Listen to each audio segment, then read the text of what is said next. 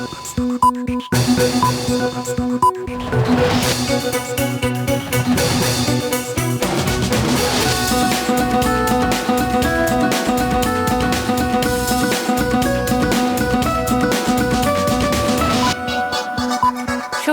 স্বাগত মাছরাঙা সংবাদে। আপনাদের সঙ্গে আছি আমি সুমাইয়া সাজ্জাদ। দীর্ঘদিন ক্ষমতা আঁকড়ে থাকার পর গত বছরের এই দিনে অবশেষে ক্ষমতা এবং দেশ ছাড়তে বাধ্য হন শেখ হাসিনা। আজ সেই ঐতিহাসিক 5ই আগস্টের প্রথম বর্ষপূর্তি। 1 জুলাই আত্মপ্রকাশ করা বৈষম্য বিরোধী ছাত্র আন্দোলন নামের নতুন সংগঠনের ডাকা কর্মসূচিতে ধীরে ধীরে বাড়তে থাকে শিক্ষার্থী এবং জনতার অংশগ্রহণ। 6 জুলাই বৈষম্য বিরোধী ছাত্র আন্দোলনের পক্ষ থেকে ডাক আসে বাংলা ব্লকেড নামের নতুন এবং ভিন্নধর্মী কর্মসূচির। সারা দেশে ছড়িয়ে পড়ে এই আন্দোলন, যান চলাচল কার্যত বন্ধ হয়ে পড়ে। আন্দোলনরত শিক্ষার্থীদের সঙ্গে আলোচনা কিংবা দাবি মানার পরিবর্তে শক্তি প্রয়োগের পথ বেছে নেয় সরকার। 16 জুলাই রংপুরে বেগম রোকেয়া বিশ্ববিদ্যালয়ের শিক্ষার্থী আবু সাইদের বুকে গুলি চালায় পুলিশ। মৃত্যুর কোলে ঢলে পড়েন তিনি, যা আগুন জ্বালিয়ে দেয় জনতার মনে। এমনই ঘটনাক্রমে 3রা আগস্ট শহীদ মিনারের লাখো মানুষের জমায়েতে সরকার পতনের এক দফা ঘোষণা দেন নাহিদ ইসলাম। 5ই আগস্ট কারফিউতে সকাল থেকেই রাজধানী ঘিরে ছিল পুলিশ, বিজিবি, সেনা সদস্যদের শক্ত সতর্ক অবস্থান। কিন্তু বেলা বাড়ার সঙ্গে সঙ্গে পাল্টাতে থাকে পরিস্থিতি। ছাত্র জনতা স্রোতের মুখে আইন শৃঙ্খলা বাহিনীর সব বাধা বালির বাঁধের মতো গুড়িয়ে যায়। দুপুর নাগাদ ছাত্র জনতার ঢল নামে গণভবনের দিকে। পরিস্থিতি বেগতিক দেখে দুপুর 2:30টা নাগাদ সামরিক বিমানে করে দেশ ছাড়েন শেখ হাসিনা। গণ অভ্যুত্থানের চূড়ান্ত বিজয় নিশ্চিত হয়। বিকেলে বহুল আলোচিত জুলাই ঘোষণাপত্র জাতির সামনে তুলে ধরবেন প্রধান উপদেষ্টা ডক্টর মোহাম্মদ ইউনূস।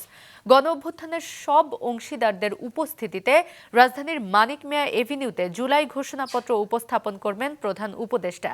এরই মধ্যে রাজনৈতিক দলগুলোর সঙ্গে পরামর্শ করে ঘোষণার 26 দফা খসড়া তৈরি করেছে সরকার, যেখানে বলা হয়েছে 24-এর গণ অভ্যুত্থানকে উপযুক্ত রাষ্ট্রীয় ও সাংবিধানিক স্বীকৃতি প্রদান করা হবে ও সংস্কারকৃত সংবিধানের প্রস্তাব এর উল্লেখ থাকবে।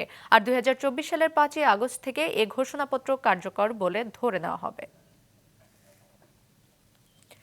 জুলাই গণ অভ্যুত্থান দিবস উদযাপন উপলক্ষে দেশ জুড়ে নানা কর্মসূচি নেওয়া হয়েছে। রাজধানীর মানিক মিয়া এভিনিউতে 36 জুলাই উদযাপনে দিনভর নানা কর্মসূচির আয়োজন করেছে সংস্কৃতি বিষয়ক মন্ত্রণালয়। থাকছে concert, drone drama, drone show, notes on July, জুলাইয়ের কিছু নির্বাচিত ছবি দিয়ে পোস্ট কার্ড ডিজাইন করা হবে, যা জনসমাগমের মধ্যে ভলেন্টিয়াররা নিয়ে ঘুরবেন এবং জনগণ ইচ্ছামতো পোস্ট কার্ড নিয়ে নিজেদের জুলাইয়ের অভিজ্ঞতা লিখতে পারবেন।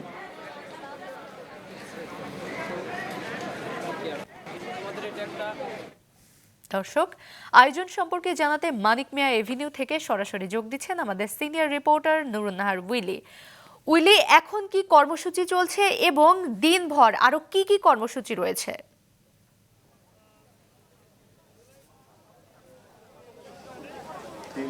সুমাইয়া, আমি কিন্তু দাঁড়িয়ে আছি মানিক মিয়া এভিনিউয়ে এবং এখানে সকাল 11টা থেকে কনসার্ট শুরু হওয়ার কথা ছিল, যদিও বৃষ্টি এবং অন্যান্য কারণে একটু বিলম্বে শুরু হচ্ছে। এখনও কনসার্টটি শুরু হয়নি, তবে এরই মধ্যে কিন্তু অনেকেই এই কনসার্ট প্রাঙ্গণে আসতে শুরু করেছে এবং দিনভর কিন্তু এখানে কনসার্টের আয়োজন আছে, ড্রোন শো আছে এবং 5টার দিকে আপনি জানেন প্রধান উপদেষ্টা জাতির উদ্দেশ্যে আসলে জুলাইয়ের যে ঘোষণাপত্র, জুলাইয়ের অভ্যর্থনের যে আকাঙ্ক্ষা ছিল সেটি আসলে পাঠ করবেন এবং জুলাই ঘোষণাপত্র 5টার দিকে আমরা শুনতে পাবো এবং এই কনসার্টটি আসলে শেষ হবে রাত 8টায় শেষ হওয়ার কথা।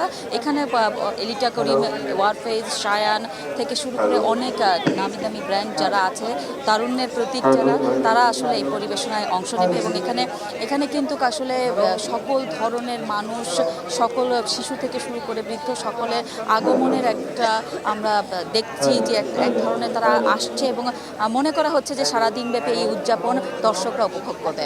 সুমাইয়া, ধন্যবাদ উইলি। মানিক মিয়া এভিনিউ থেকে সরাসরি জানালেন আমাদের senior reporter Nurun Nahar Willy. 5 আগস্টকে গণজাগরণের উপাখ্যান উল্লেখ করে প্রধান উপদেষ্টা প্রফেসর মোহাম্মদ ইউনূস বলেছেন, 5 আগস্ট শুধু একটি বিশেষ দিবস নয়, এটি একটি প্রতিজ্ঞা। জুলাই গণঅভ্যুত্থানের বার্ষিকীতে এক ভিডিও বার্তায় তিনি এসব কথা বলেন। এখন থেকে কোনো নিপীড়নের বিরুদ্ধে মাথা নোয়ানো হবে না বলেন তিনি। শুধু একটি বিশেষ দিবস নয়, এটি একটি প্রতিজ্ঞা। গণজাগরণের উপাখ্যান এবং ফ্যাসিবাদী শাসন থেকে জাতির পুনর্জন্মের দিন। আজ আমি গভীর শ্রদ্ধার সঙ্গে স্মরণ করছি 1971 সালের স্বাধীনতা যুদ্ধের সকল বীর মুক্তিযোদ্ধাদের, যাদের আত্মত্যাগে আমরা পেয়েছি স্বাধীন সার্বভৌম বাংলাদেশ। 2024 সালের উত্তাল জুলাই ছিল বাংলাদেশের ইতিহাসে এক সংকটময় অধ্যায়, 16 বছরের পুঞ্জীভূত ক্ষোভের বহিঃপ্রকাশ। এদেশের এই বিপুল সংখ্যক তরুণরা 16 বছর ধরে ক্রমাগত হতাশায় নিমজ্জিত ছিল। ভালো ফলাফল করেও চাকরির জন্য ক্ষমতাসীনদের দুয়ারে দুয়ারে ঘুরেছে। চাকুরিকে ঘিরে তৈরি হয়েছিল দুর্নীতি, স্বজনপ্রীতি আর তদবির বাণিজ্য। আজ আমরা কেবল অতীত স্মরণ করতে আসিনি, আমরা একটি শপথ গ্রহণ করতে আসছি। শপথ এই, আমরা কোনো ধরনের নিপীড়নের কাছে মাথা নোয়াব না। আমরা প্রতিষ্ঠা করব একটা জবাবদিহিমূলক, মানবিক, গণতান্ত্রিক এবং বৈষম্যহীন রাষ্ট্র, এমন রাষ্ট্র যা সবসময় জনকল্যাণে কাজ করবে। জুলাই শহীদদের আত্মত্যাগ আমরা বৃথা যেতে দেব না। তাদের আত্মত্যাগই হবে আমাদের পথ চলার প্রেরণা, তাদের স্বপ্নই হবে আমাদের আগামী বাংলাদেশের নির্মাণ রেখা। জুলাই গণ অভ্যুত্থান দিবস এক বাণীতে বিএনপি ভারপ্রাপ্ত চেয়ারম্যান তারেক রহমান বলেছেন, ফ্যাসিবাদ মুক্ত বাংলাদেশে যার যার দলীয় আদর্শ এবং লক্ষ্য বাস্তবায়নের ক্ষেত্রে রাজনৈতিক দলগুলোর মধ্যে ইস্যু ভিত্তিক ভিন্নমত থাকবে। এটি বিরোধ নয়, বরং ভিন্নমত। এটি গণতন্ত্রের সৌন্দর্য।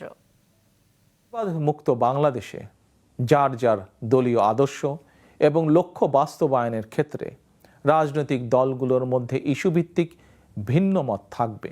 এটি বিরোধ নয়, বরং ভিন্ন মত। এটি গণতন্ত্রের সৌন্দর্য।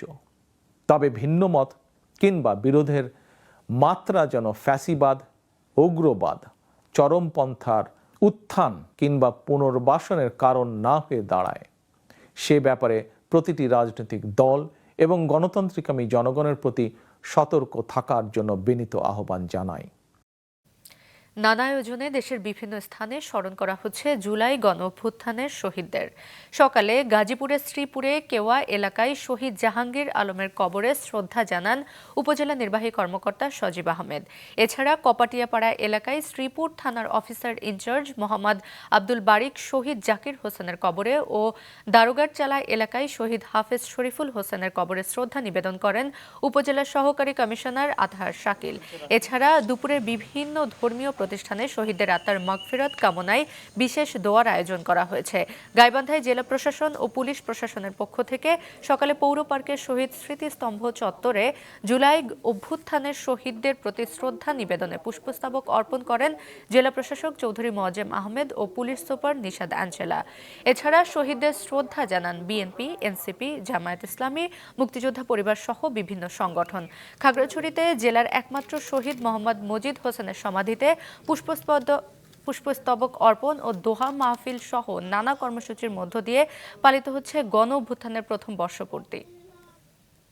আন্তর্জাতিক সামাজিক যোগাযোগ মাধ্যম ব্যবহারে নিষেধাজ্ঞা অমান্য করায় ব্রাজিলের সাবেক প্রেসিডেন্ট জোইর বলসোনারোকে গৃহবন্দী করার নির্দেশ দিয়েছেন দেশটির সুপ্রিম কোর্ট।